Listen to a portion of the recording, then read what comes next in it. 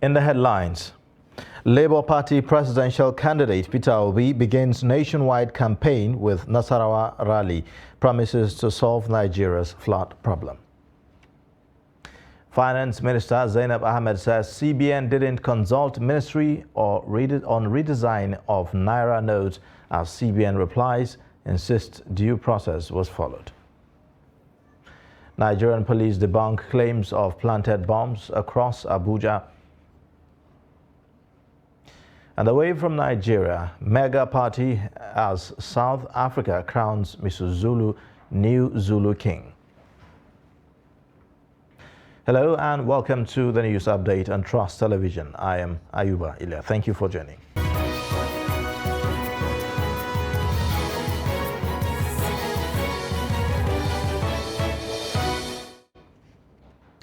Now, beginning with political matters, the 2023 Labour Party presidential candidate Peter Obi has flagged off his campaign in Lafia, the Nasarawa state capital. Amid a large crowd of supporters, Obi promised to reform the country if elected as the next president. Abubakar Abdullahi sent in the report as presented from our studio. The Labour Party presidential candidate Peter Obi landed at the Government Science Secondary School football field at exactly 2:15 p.m. and was received by his running mate and other stakeholders, including some candidates on the platform of the party. Presenting the flag of the party to the candidate, the national chairman of the party, Julius Abure, said the party is on the verge of delivering Nigeria because citizens have aligned themselves with it due to its policies and the failure of the two political parties to rule the country from 1999 till date. Labour Party is the party of the people. Labour Party is the party that will deliver Nigeria from hunger, from poverty, from unemployment. It is only Labour Party that has the answer.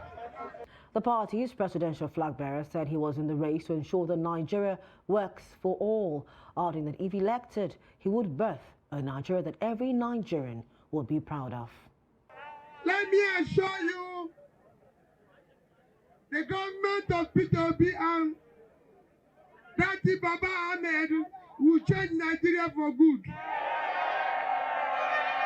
We will change Nigeria for good. In Nasarawa, if we come into government, I assure you, farmers will go back to farm.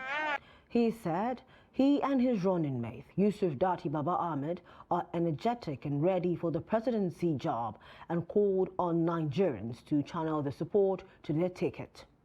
Other speakers described the party and the candidate as a great opportunity for Nigerians to choose between good and bad leaders during the upcoming 2023 general elections. Yourself to ever place on the politics of religion and ethnicity. 2023 election is an election for survival. Nigeria is at the brink and we do not want it to go down. We are not only voting for ourselves, we are also voting for our children, our grandchildren, and the generation yet unborn.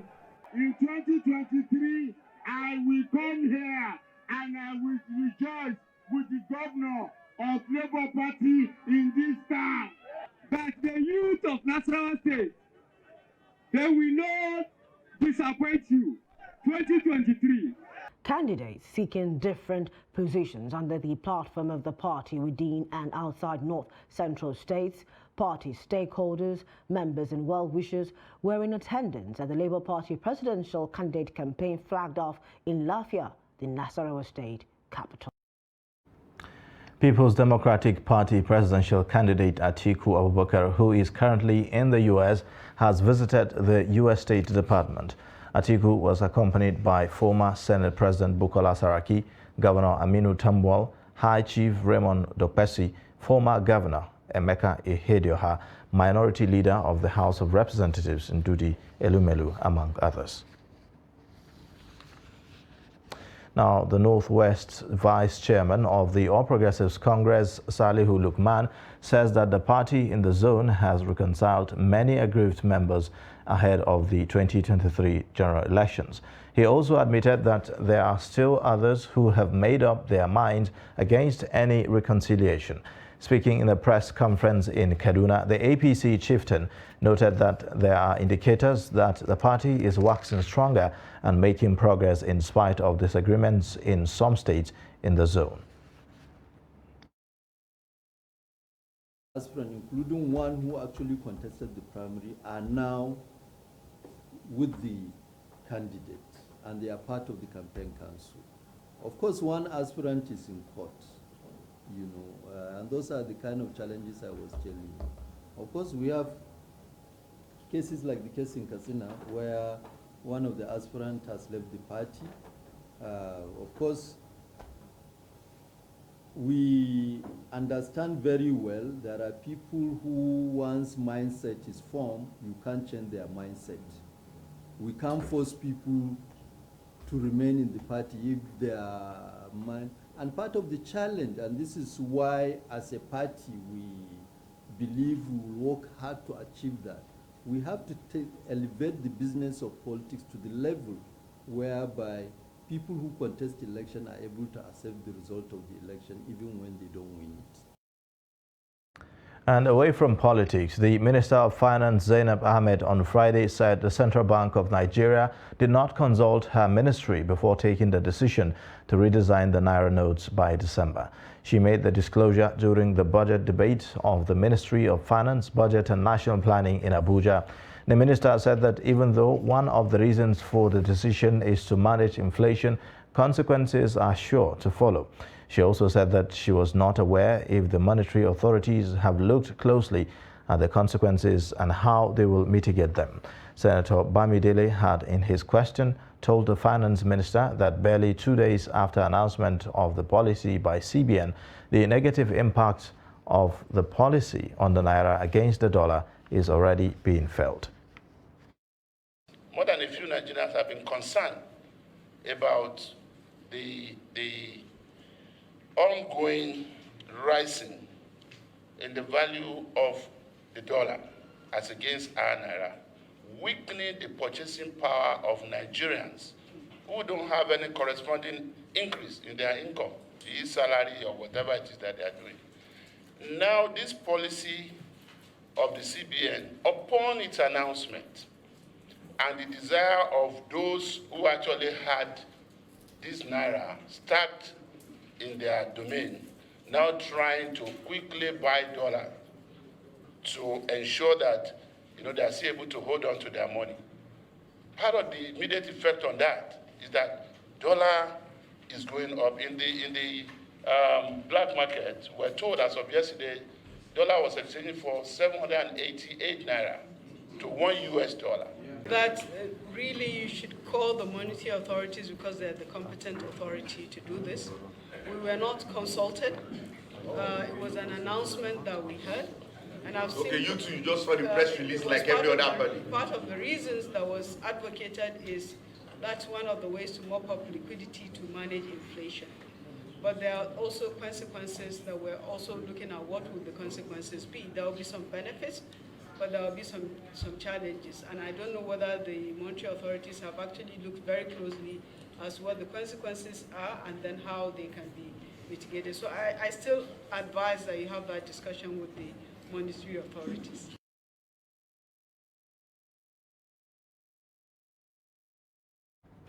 Meanwhile, the Central Bank of Nigeria says it followed due process in its ongoing process to redesign the 200 Naira, 500 Naira and the 1,000 Naira banknotes. The spokesman for the CBN, Osita Wanisobi, made this known on Friday night in response to the Minister of Finance, Budget and National Planning, Zainab Ahmed, who said that her ministry was not carried along by the Apex Bank. Wanisobi expressed surprise at the minister's claim, stressing that the CBN remains a very thorough institution that follows due process in its policy actions.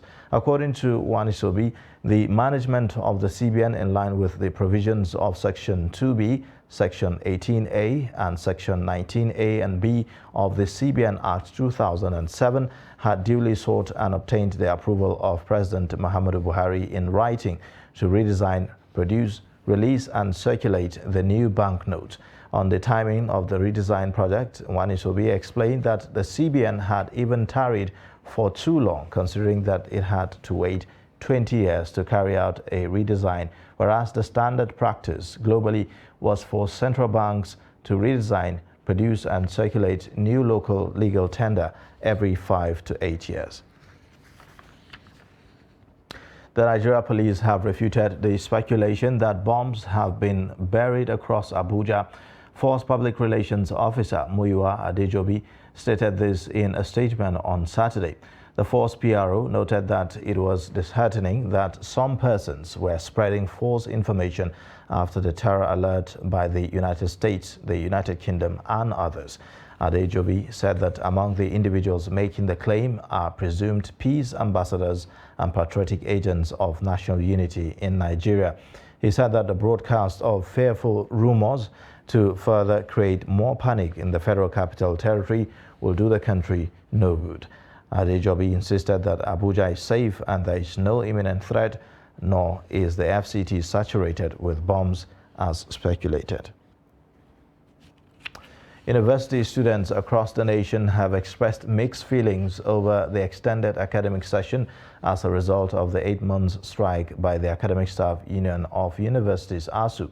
At the University of Maiduguri, both staff and students have resumed to complete the remaining 2021-2022 academic session.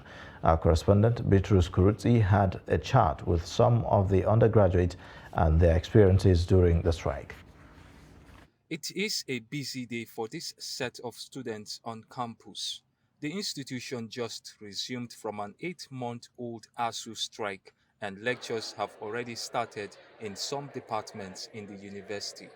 Some of the students looked delighted back in school again, but lamented the wasted months in the academic calendar, which made some of the students to lose confidence in the education system and the zeal to return back to campus. Back to school. So, it was not funny because it happened at the wrong time to me, I might say, because let me say most depends on the kind of salary earners. This 9 months is almost 1 semester, 2 semesters. So if there is no strike, we have been in final year today now. That's why. Actually, I didn't go any visitation. I stayed in this town.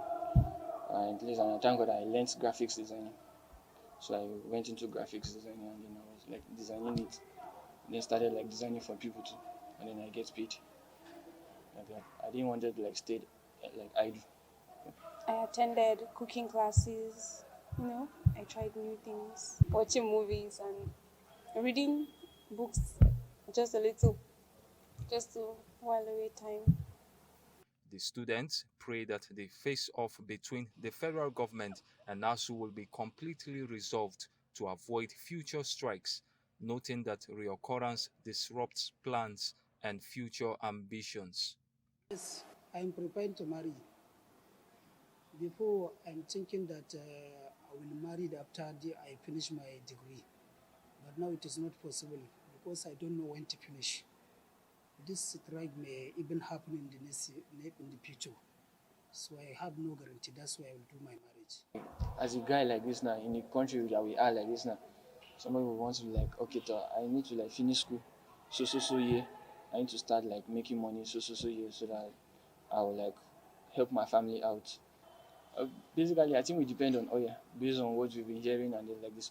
Since we depend on oil and then they have the money, so at least they should utilize the money that they are having in that oil to invest into education. Because if they don't invest into this education, like you might just like end up training up quacks. Oh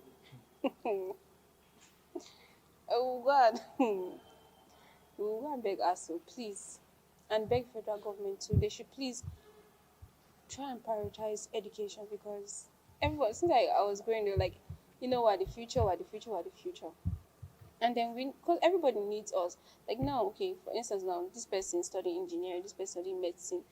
We need people to build our houses. At the moment, the students are preparing for their continuous assessment which will commence next week, and thereafter write examinations, which is scheduled to begin in early November. The rush is to complete uncovered courses before the next semester sets in. You're watching the news update on Trust Television. Coming up shortly, we'll take a look at how traditional musicians, drummers are faring. Details of this and more after the break.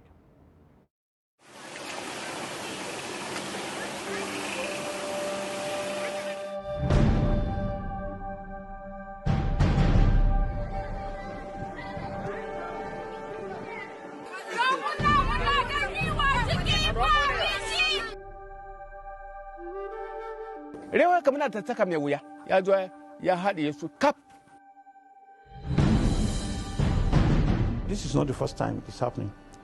It has happened before, but this time around, like I said, the intensity and the volume of water that has come has done more damage than even the past. No food, no clothing, and no shelter. Until tomorrow, every year, there is a budget line for Dasim Hausa Dam. Every year, because I've seen it and I know it. But till tomorrow, nothing has been done about it. So the Nigerian factor certainly is one of the reasons why communities like this have to suffer. Ba wani rayuwar da za mu sake yi mu ji daɗi kuma.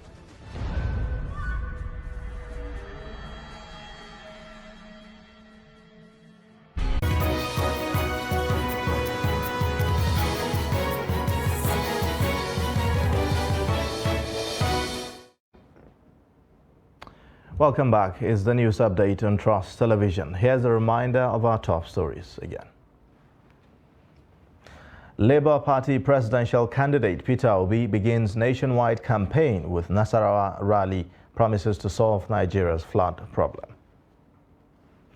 Finance Minister Zainab Ahmed says CBN didn't consult ministry on redesign of Naira notes, as CBN replies insist due process was followed.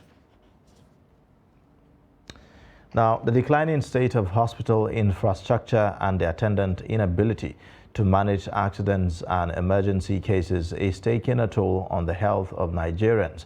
In Makurdi, the Benue State capital, Trust TV spoke to some residents who shared their experiences in some health facilities. Hospitals in Makurdi, according to some residents, are gradually becoming death traps as against their intended purpose of saving lives. According to a doctor at the Benue State University Teaching Hospital, who spoke to Trust TV off camera, neither the facilities nor personnel are enough to handle accident and emergency cases. Residents corroborate his position as they share their experiences. So when they brought her, we took her to the accident and emergency ward, which was the first point of call for emergency cases. So they had to, we came there around 10 a.m. in the morning. I even had to call someone who made calls to a nurse in the hospital there who was not on duty but connected us to his colleague who now came in to help us. But even at that, we came in by 10 a.m. in the morning, and before they could attend to her, assign a bed to her, we stayed there till 9 p.m. Orio Chapa is a victim. He says she almost died because of hospital bureaucracy as she recounted her experience in tears. I have fireborn. When I went there, I was shaking. I don't even know myself because the thing happened between 8-7. Then I rushed me to the hospital. When we reached there, now they are talking of a card. Me, I don't know myself. The only thing I had, my sister was calling my name, Ori, what are you trying to do, Ori? I don't even want to answer the call. And I hear my name from far, and I say, yeah, it's then that their eye opened, then they now rushed me to the inside to attend to me proper. Many of the residents said the best option is to go to private hospitals for emergency services, but however decry the cost, which is not pocket-friendly for many families. I have a neighbor that took his son to government hospital. because the wife was saying there is no money, they have to rush there to that place. When the boy nearly died, it was a high fever, say too much of mosquito. So they now rushed the boy to hospital. It was the man, there did nobody attend to the boy. That is the boy. The father of the boy now came, was shouting in the hospital. So the temperature was going high. I don't know what happened. That somebody now came and rushed, the boy was going down. Somebody now came and rushed the boy to the ward. Children. The need to check the activities of hospitals is paramount due to the declining standards of hospital infrastructure and personnel, especially when compared to the doctor-to-patient ratio in the country. All students of the College of Medicine, University of Ibadan have charged the Nigerian government to urgently address what they termed as the frequent and frightening migration of scholars to greener pastures. The medical practitioners who gave the advice during the lecture also urged the government to see medicine as a business by providing alternative investment outflow, which, according to them, will increase quality of research and ensure more well-trained human capital teachers. The old students used the occasion to support the University College Hospital in the area of medical research and also supported faculty staff with where the younger generation can be groomed to measure up with their counterparts the world over. So we need to have people change their mindset and appreciate the value of putting money aside for your own health, because nobody can predict who can be sick tomorrow. So while I'll advise that government should try and enforce the law, I think we should also encourage the citizens to be responsive and learn to make their contributions for health insurance. We also find that many of our hospitals are not run efficiently or in a world standard manner. So the intention of my lecture was to trigger the interest of the training ground, the medical college, the College of Medicine, to encourage the inclusion of business practices in the training. As they transit to the next phase of their life, they should remember to continue to serve humanity. And secondly, to remember their alma mater, College of Medicine, University of Ibadan. To remember them in the sense that they must continue to contribute to the growth of the College of Medicine, because the Yoruba say, Odo to ba gbagbe orisun e, ko ma gbe ni. In other words, the river must never forget its source.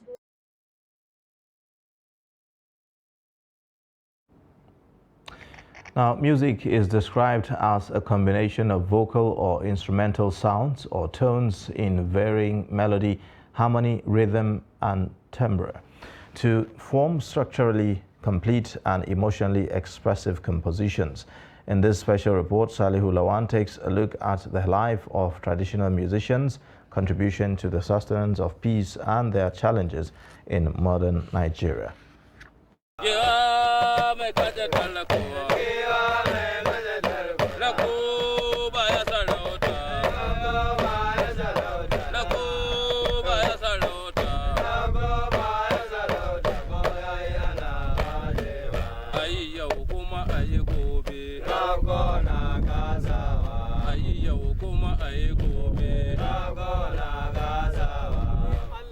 These traditional musicians performed mainly for royalties at an enclosed location called palace in the olden days.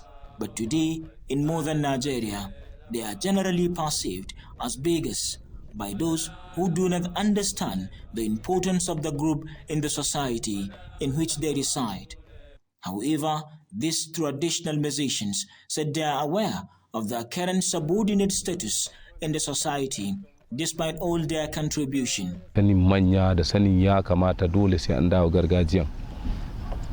While considered as beggars in some societies, the rivalry between us is sometimes alarming. One sees the other as a threat and moves to do everything possible to hinder the performance of the other group. in order to humiliate it. A very skillful musician may suddenly become dull at performance just because someone has played a prank on him by use of charms. Our job requires talent. Someone has to be very skillful on doing this job. For example, as a leader, sometimes I manipulate the rhythm of the song without prior preparation just to get at what I want. It could be circle of friends, a traditional title holder. Some think we're singing abusive songs. But no, we are not. We are just sending messages. This realization is sometimes evident in their performance as they often resist discrimination by singing songs to protest their marginalization. Banga, Jauji, We are real traditional musicians. Before, we don't sing to anybody but royalties. Modernization and some changes even at the traditional institution made us to become what we are now. Things are not like before. We don't command respect as we used to in the olden days. Besides, most of us are in other businesses, as the occupation is no longer paying like before. Don me ka rabu da makaɗan gargajiya su ne masu tallaka duk inda ka je za su tallanka nan live za su yi. We are not just singing, we accompany our songs with dancing. Most of us have sonorous voices and very good memory of local histories, which we transmit in oral form at performance. In this era, we know our limitations, and that's why we restricted ourselves to the opportunity available. As significant as they are in the society, yet no specific institutionalized arrangement is made by the government to secure the future for them.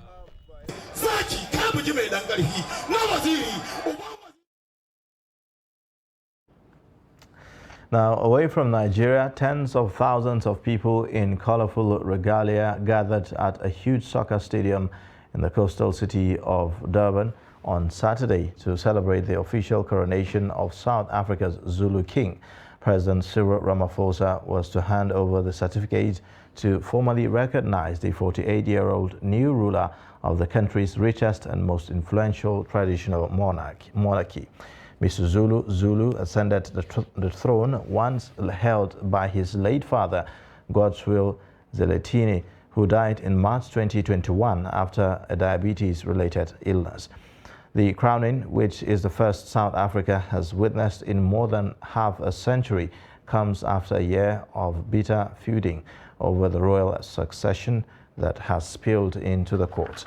Although the title of the king does not bestow executive power, the monarchs wield great moral influence over more than 11 million Zulus, who make up nearly a fifth of South Africa's population. And that's a wrap on the news update. You can watch more via all our social media platforms. Remember to subscribe to our YouTube channel. I am Ayuba Ila. Thank you for watching.